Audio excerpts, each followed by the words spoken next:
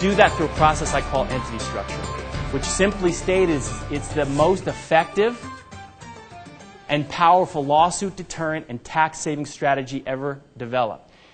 It's the use of things like corporations and LLCs, business entities, business structures. You've all heard of limited partnerships by now, haven't you? Yes. LLCs? Yes. C Corps, S Corps? Yes. Sure. We use them to dramatically reduce your taxes, to bulletproof your assets.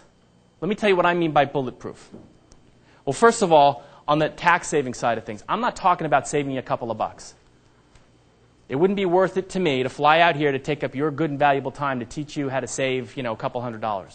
I'm talking about strategies that can slash your taxes by up to 40% to 70%, 100% legally. Think of what you paid in taxes last year. Now, if you double your income, what do you think you're going to pay this coming year as a result?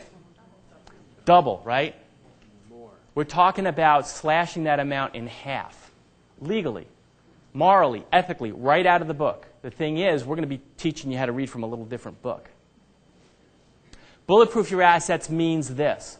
It means that you'll be structured in such a way that the bad guys will be worse off if they sue you and win than if they had left you alone in the first place. How many of you have been involved in a lawsuit so far in your lives? Look around the room. Did anybody win that lawsuit? No. Lawyers. That wasn't a surprise. That answer was not a surprise to me. It's not the first time I've heard that. In my experience, perhaps the lawyers are the only ones that win, but I do know this. In my opinion, neither the plaintiff nor the defendant wins. Because one way or another, you've either been wronged, horribly wronged, and you've had to go and fight for what was yours in the first place, or you've been injured, and all they're doing is giving you money in place of that injury, and I won't get graphic, but you guys know the stories. Horse accidents are the least of it. Broken ankles are the least of it. There are horrendous, horrendous lawsuits that are brought every single day of the week for horrible accidents that I don't even like to think about. It's one of the reasons I don't practice. So we're talking about avoiding that altogether. Does that make sense? The only way to win a lawsuit in my book is to avoid it altogether. We're also going to significantly increase your privacy because you guys are going to be building a wealth column that's bigger and bigger and bigger, and your business is whose business? Your own, and that should be it. Nobody should be able to come to you and tell you what you own, how much you owe on it, and what your equity is. They should not be able to do that. Right now, most of you could have, I could go out and find out exactly what you own and tell you what your net worth is in about 15 minutes.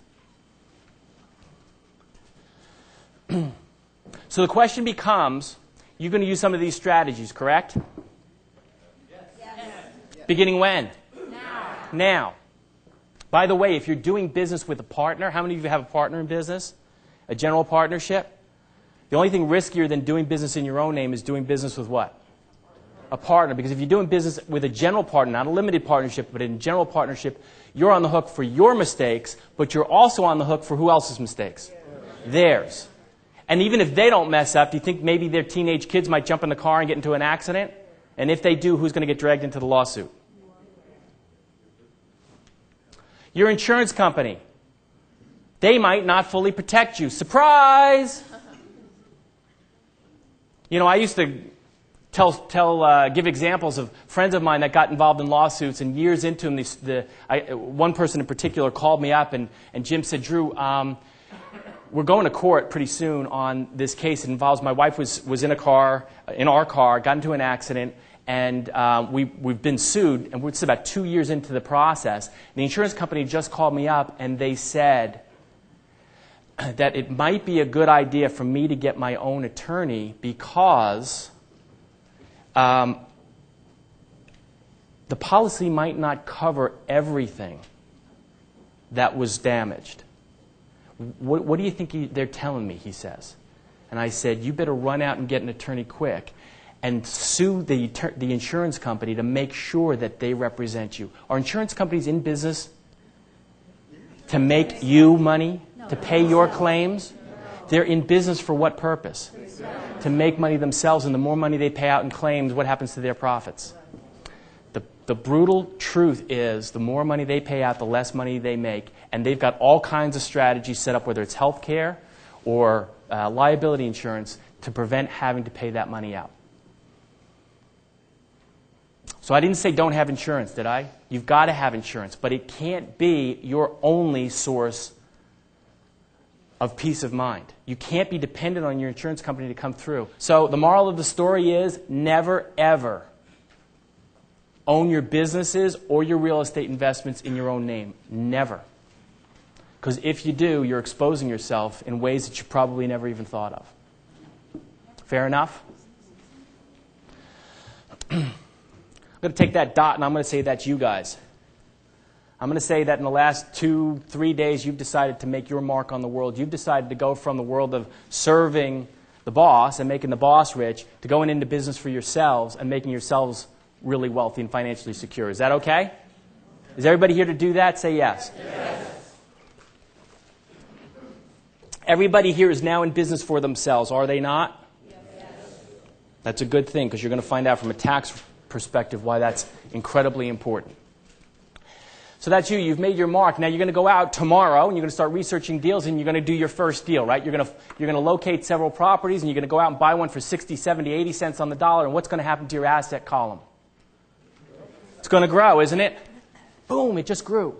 Now, if you do that deal successfully, what's the very next thing you're going to do? You're going to do another deal. And all of a sudden, what do you start looking like to the bad guys? I'm telling you, I am dead serious. That's the way the bad guys will look at you. That's what the attorneys look at you like. They don't see your beautiful hair and beautiful eyes. They don't see the fact that you've got a wife or spouse and family to support.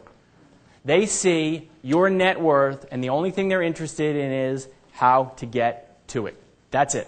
It's not a personal thing, they'll tell you. It's just business. What you've got to do is learn how to remove that target from your forehead. My name is Fred Hill. I'm from Parker, Colorado. About 6 months ago when we got involved with Drew Miles, one of the primary advantages I felt was that Drew is extremely well trained, and he has worked in this field, and he is giving enough to give us that information so that we can benefit from it in our day-to-day business environment. I feel that a lot of the knowledge that he gave us was instrumental in that we could pass on to our CPA to help us structure our taxes so that we got a significant tax break. Our CPA was already knowledgeable, but the additional experience, the additional information made it a lot better. I feel that anybody who gets involved with Drew Miles would definitely benefit from this in exactly the same way.